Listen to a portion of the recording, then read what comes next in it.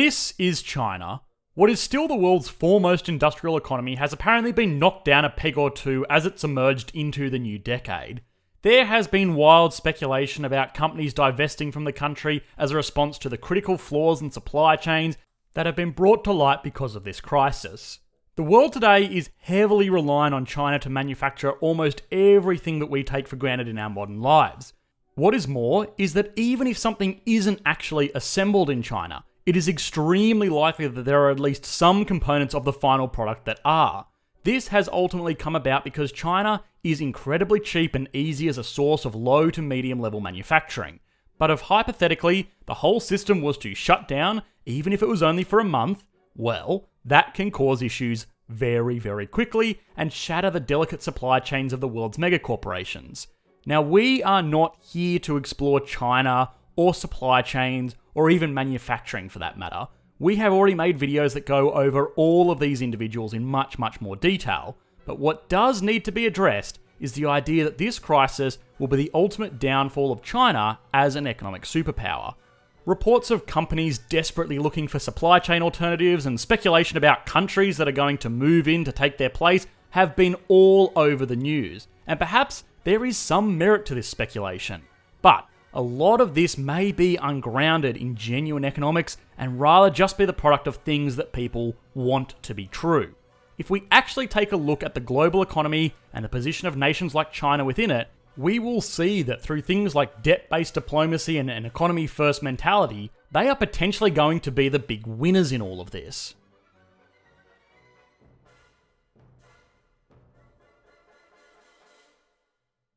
Something that must be addressed instantly is that this virus is no longer an issue that is specific to one country, it is now a global issue.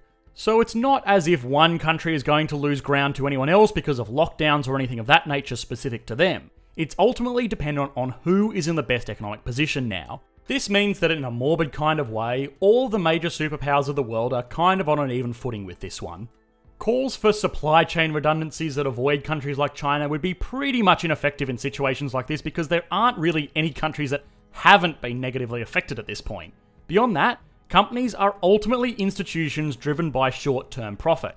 CEOs and investors are going to develop supply chains that are going to produce the most cost-effective goods that will give them the highest profit margins. Situations like this are not accounted for because it does not make good economic sense to do so. Let's take two companies as an example. The first company is your generic, risk-taking multinational. Their share price is really only as good as their most recent earnings report, and their charismatic CEO is driven primarily by year-on-year profits. It does not make any sense for this company to produce their product anywhere else but China. China has cheap manufacturing, it is close to component supplies, and they have a decent reputation for getting things done on time. By getting everything done in one place, the company also only has to operate a single factory with a fixed overhead. It only needs to navigate around one set of laws, it can ship everything from a single location, and it can adapt quickly if a new product needs to be rolled out. The second company, though, is a risk-averse hypothetical.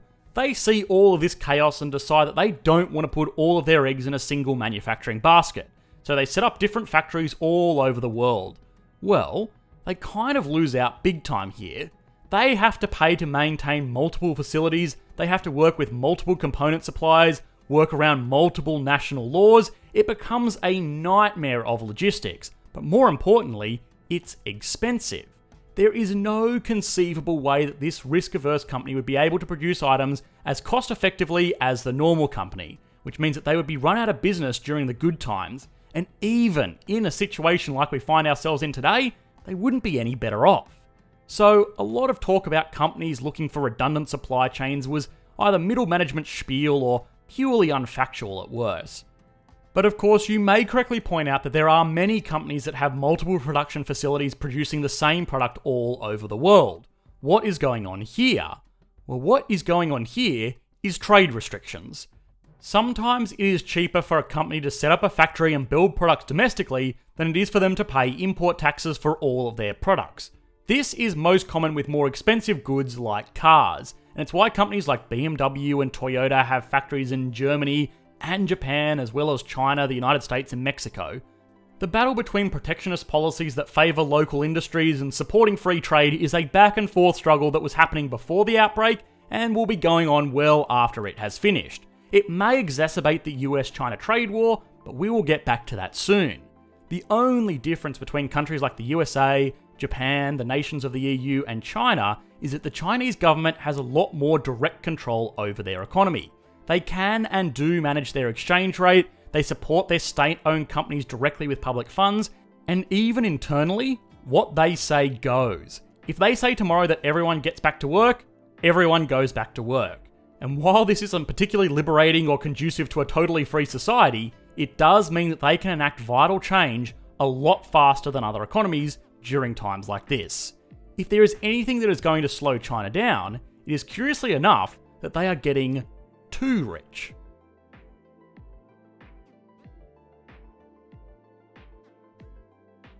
Countries all tend to grow in relatively similar ways. They start off by farming and then quickly they develop manufacturing, and this drives them towards becoming a developed economy with a domestic market of cashed up consumers. The thing with changing from farming to manufacturing is that workers in manufacturing roles can create more value, and all other things being equal, earn more money.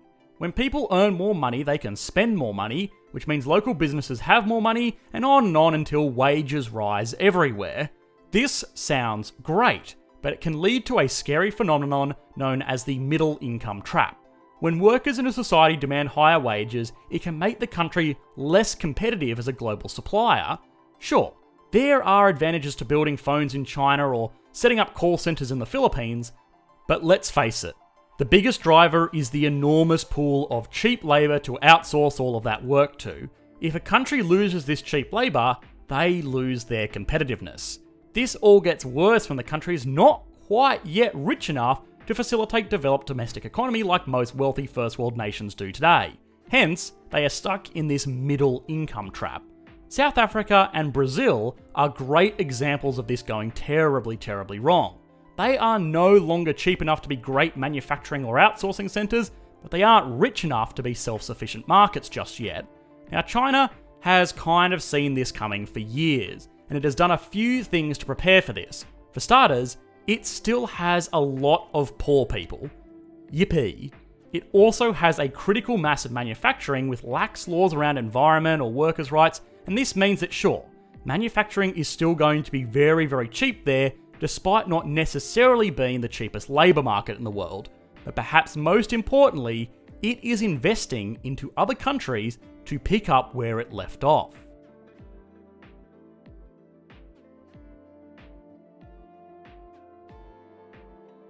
China has been a major financier of infrastructure development in a wide portfolio of developing economies throughout Asia and Africa. It has established ports and factories and modern farms in countries like Senegal, Nigeria, Pakistan and Zimbabwe, which has been a great move for a few key reasons. Firstly, it helps expand their influence. In the same way that America has military bases all over the world, China wants to flex its geopolitical muscles a bit too. But perhaps more importantly than that, it just makes good business sense. China has invested billions of dollars into these countries through loans written by their state-owned banks, but these go beyond just collecting interest.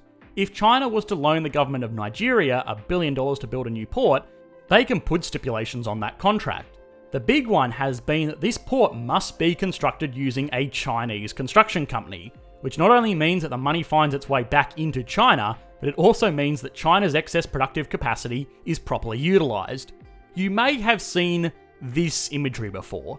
These are Chinese ghost cities, huge developments that could house hundreds of thousands of people brought about because China has just become too damn good at building things and kind of ran out of people that need to be housed.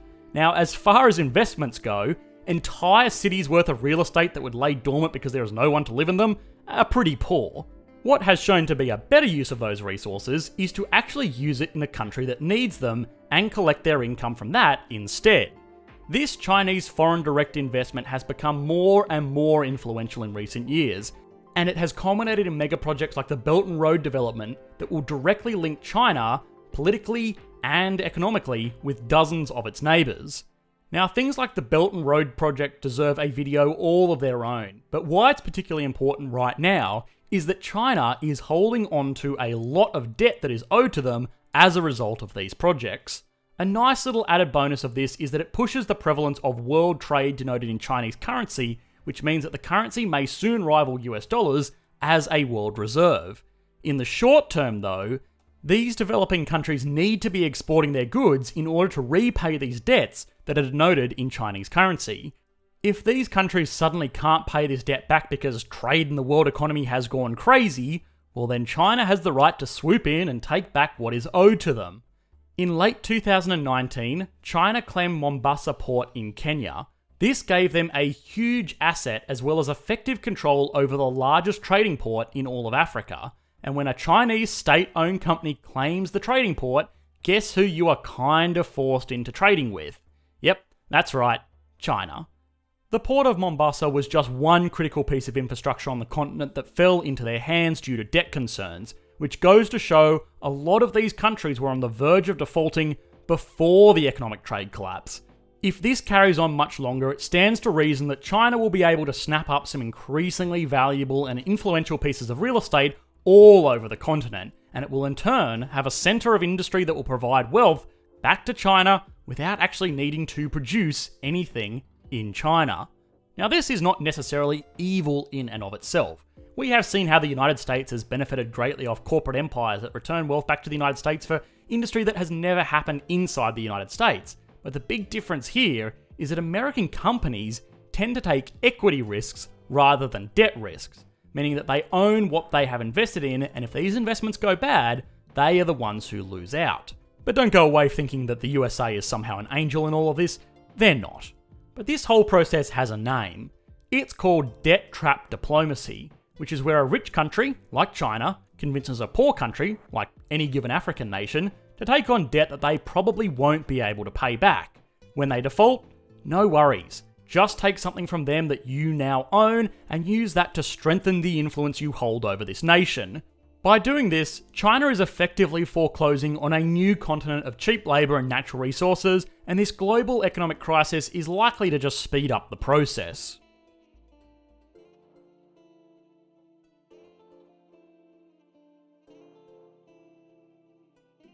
So, in the interest of fairness, it is also important to explore the other side of the argument, which is that China may just be in serious trouble.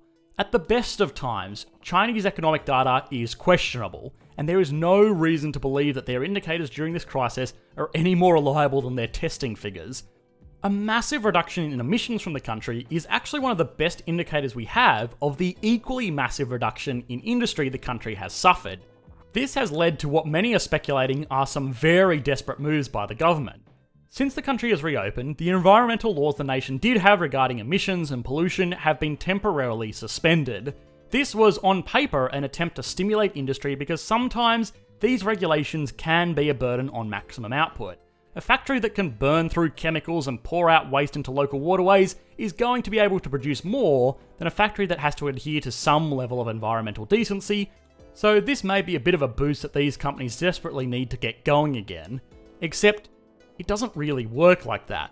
Sure, an individual factory giving the big middle finger to the atmosphere is going to work more efficiently, but if every factory in a dense industrial area does this, oftentimes the issues caused by poor air quality and water quality hurt the economy more than any slight advantage it would give them in manufacturing.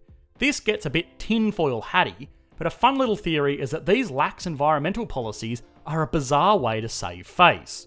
Given that government industrial output figures are so unreliable, a lot of economists and institutions actually look at these emissions over the officially reported figures.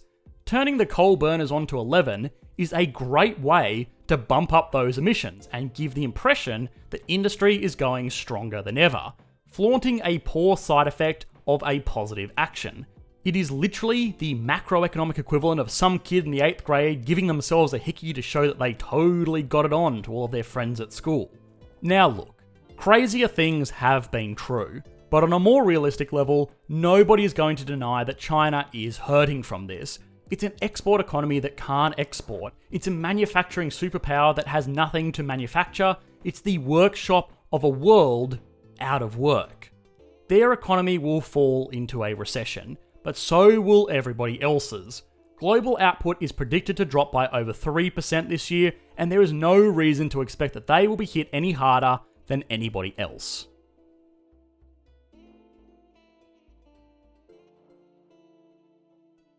Make no mistake, we are living through history at the moment, and trying times like this are rife for speculation about what the future may hold. One of the big answers that everybody wants is what is going to become of the nation that is the logical starting point of this economic turmoil. The idea that they are going to fall behind massively has a vindictive quality to it, but the truth is, it probably won't be the case. We all know of people that use economic downturns like this to buy up cheap shares or real estate, and it's likely that China, with their huge foreign currency reserves and direct lending portfolio, will be in a position to do the same thing, but it will just buy up entire nations instead. Just because something feels right, or because it's fair, or even because it seems logical, doesn't necessarily make it true. Introspectively, we all have to admit that just a little bit, we want the reports of a crippled China to be true, but it doesn't mean that they are. Hi guys, thanks for watching. If you did enjoy, please consider liking and subscribing. If you really enjoyed, please consider supporting the channel over on Patreon like these lovely people did. I hope this has again been one of those more controversial videos, and I want to hear your opinions on the subject, which you can share over on our Q&A session, hosted on our second channel, or our Discord server if you want to chat with me directly. Links in the video description if you want to hop onto either of those. Thanks guys, bye.